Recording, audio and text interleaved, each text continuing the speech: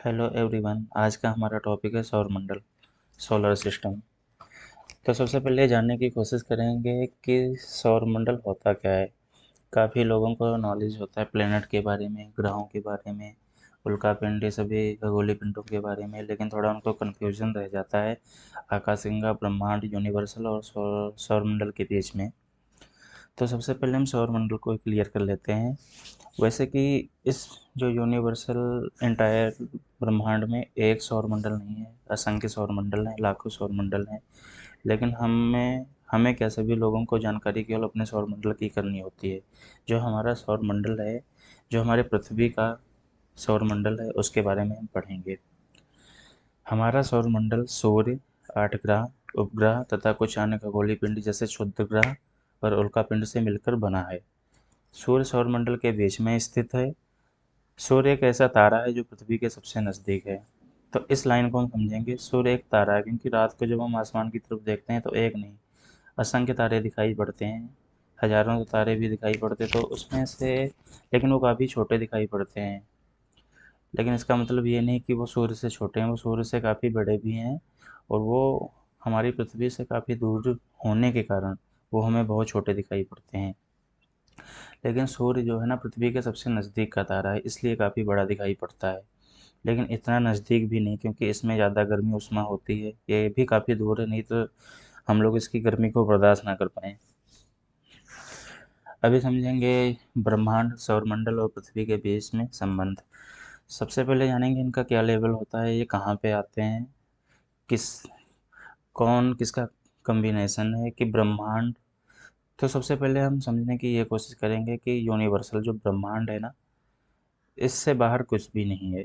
जितने भी आकाशगंगाएँ हैं, जितने भी तारे हैं, जितने भी पिंड हैं, जितना भी सब कुछ है, जितना भी ऊपर का है ना, खगोल पिंड जितने भी हैं, सब हमारे यूनिवर्सल के अंदर ही आते हैं। तो सबसे पहले जानेंगे पृथ्वी। पृथ्वी एक ग्रह है जो हमारे सौरमंडल के अंदर है, क्योंकि हमारा सौरमंडल 8 ग्रह और उल्कापिंड और ये सभी से मिलके बना है। सूर्य भी हमारे सौरमंडल में आता है। अब उसके बाद जानेंगे कि असंख्य सौरमंडल मिलकर एक आकाशगंगा का निर्माण करते हैं। आकाशगंगा का निर्माण करते हैं, असंख्य सौरमंडलों से मिलकर आकाशगंगा का निर्माण होता है। और आकाशगंगा करोड़ों तारों, बादलों तथा गैसों की एक प्रणाली है। इस प्रकार की लाखों आकाशगंगाएं मिलकर एक ब्रह्मांड का निर्माण करती हैं। अब समझ में आ गया होगा। तो सबसे पहले इस फिगर को देखेंगे, इसके डिस्क्रिप्शन में ये हम देख लेंगे। हम पृथ्वी पर हैं तथा पृथ्वी सौरमंडल का एक भाग है, और हमारा सौरमंडल आकाशगंगा का एक भाग है जो ब्रह्मांड का हिस्सा है। समझ गए ना। अभी पढ़ेंगे प्लैनेट्स, ग्रह के बारे में। हमारे सौरमंडल में 8 ग्रह हैं।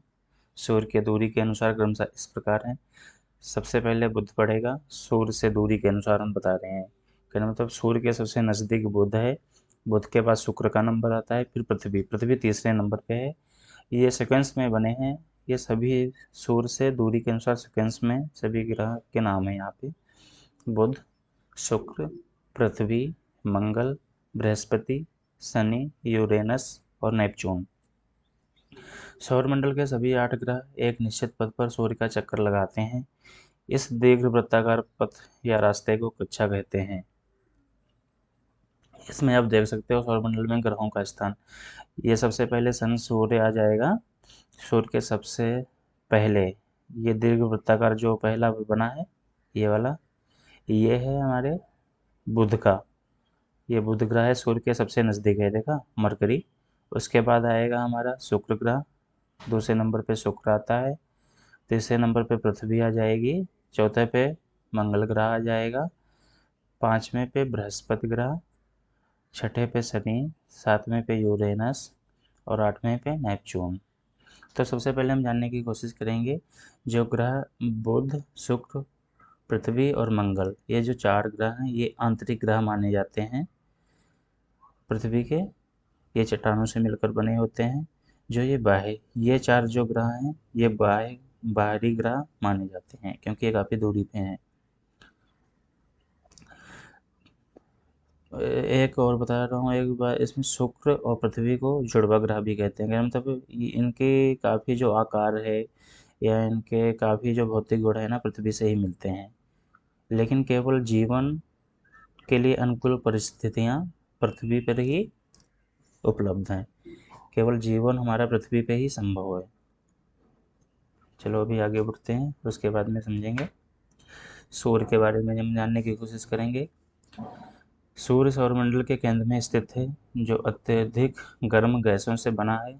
सूर्य सौरमंडल के लिए प्रकाश एवं ऊष्मा का एकमात्र स्रोत है, क्योंकि हमारे सौरमंडल में जितने भी ग्रह हैं, जो भी ऊष्मा या प्रकाश लेते हैं, केवल सूर्य से ही लेते हैं। यही एक स्रोत है हमारे पूरे सौरमंडल में। यह पृथ्वी से लगभग 15 करोड़ किलोमीटर दूर है, काफ़ी डिस्टेंस पे है। लेकिन यह खिंचाव बल के कारण सौरमंडल के साथ बंधा रहता है। सूर्य एक तारा है, जो पृथ्वी के सबसे नज़दीक का तारा है।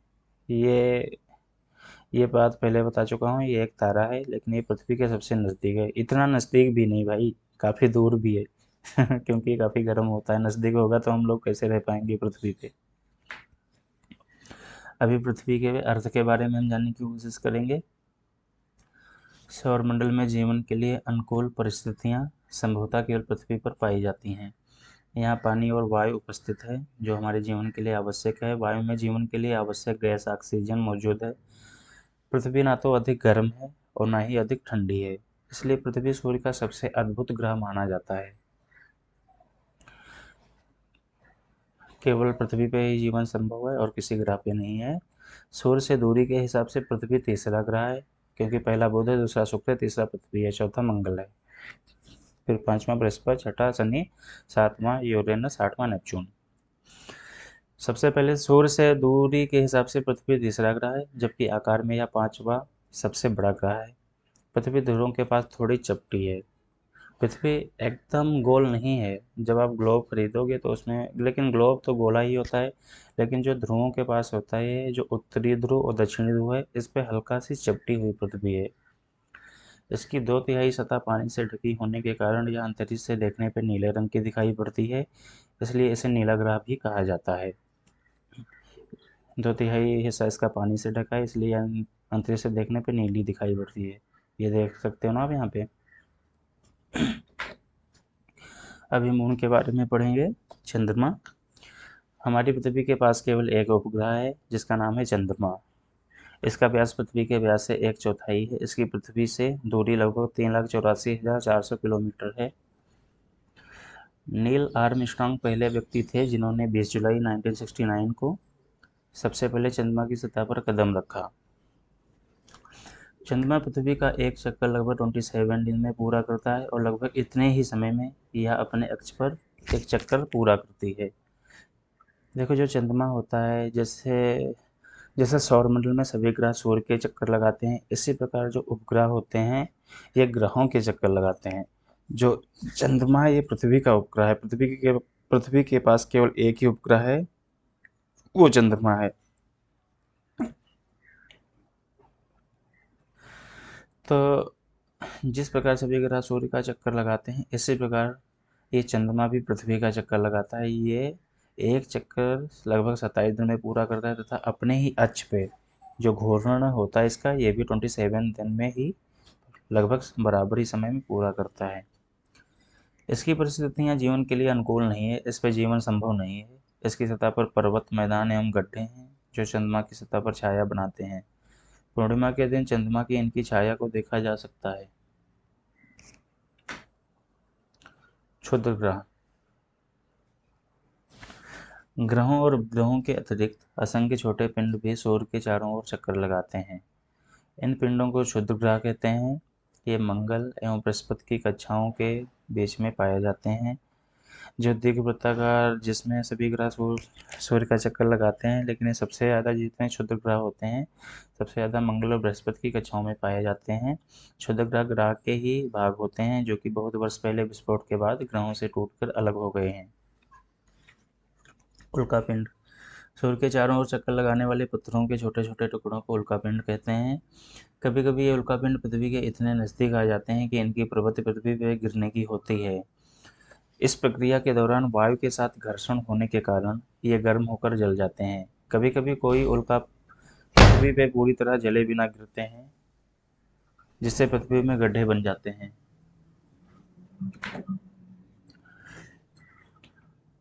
प्लूटो, देखो मैं पहले बता दूं कि अभी हमारे सौरमंडल में केवल 8 ग्रह रह गए हैं। पहले प्लूटो प्लूटो को भी ग्रह माना जाता है, ग्रह माना जाता था, लेकिन 2006 के बाद प्लूटो को एक बौना ग्रह का दर्जा दिया गया है।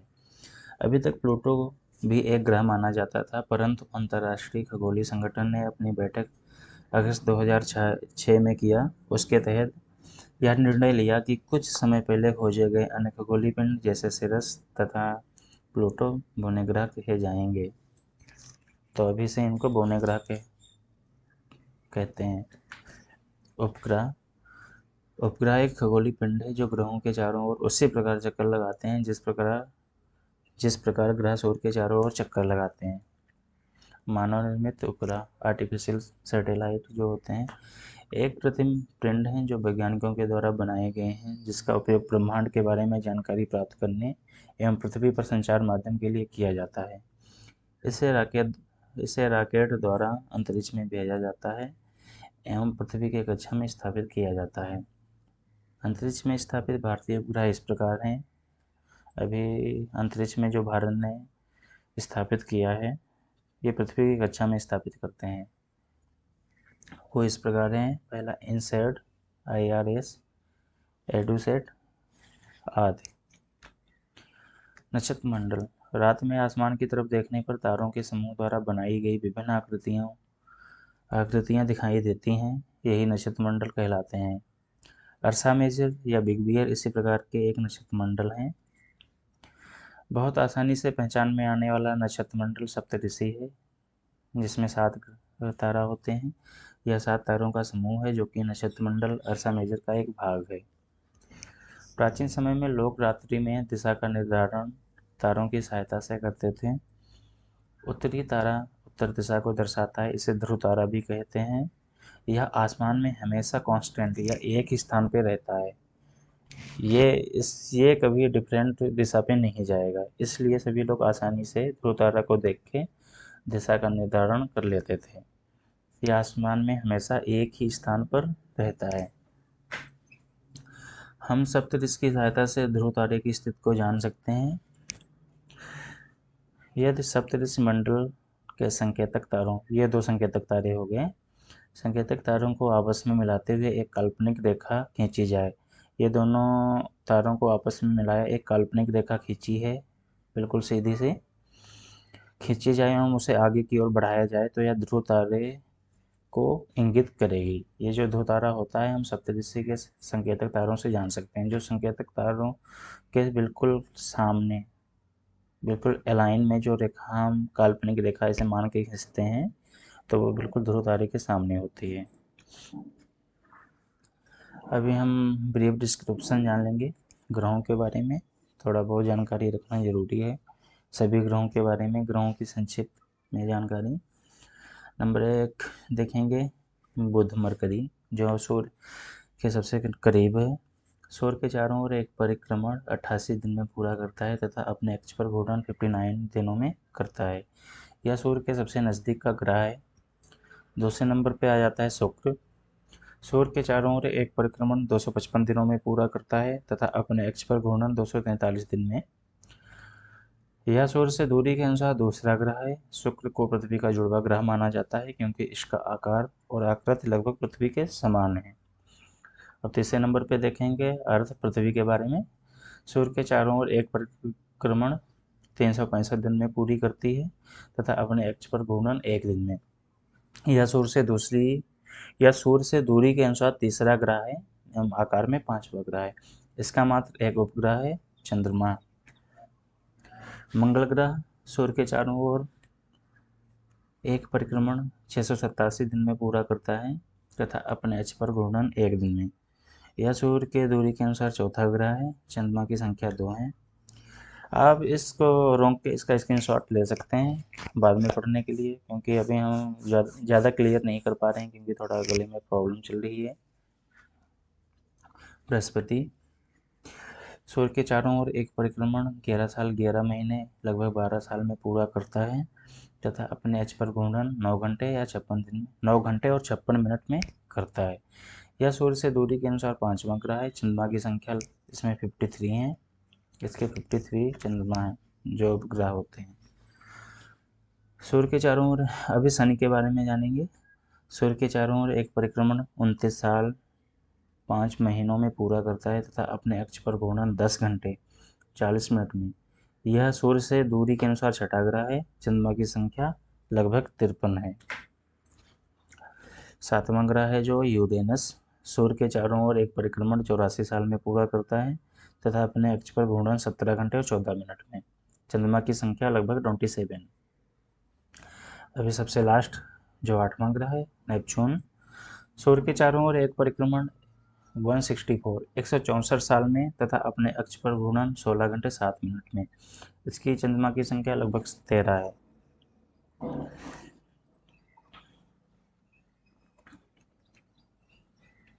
Thanks for watching. अब मैं अपने वीडियो को यहीं पे समाप्त कर रहा हूँ। कोई भी प्रॉब्लम हो तो आप कमेंट बॉक्स में लिख के बताएं, और ये वीडियो कैसा लगा, पसंद आया हो या ना आया हो, वो भी कमेंट सेक्शन में लिख के ज़रूर बताएं। Thanks for watching.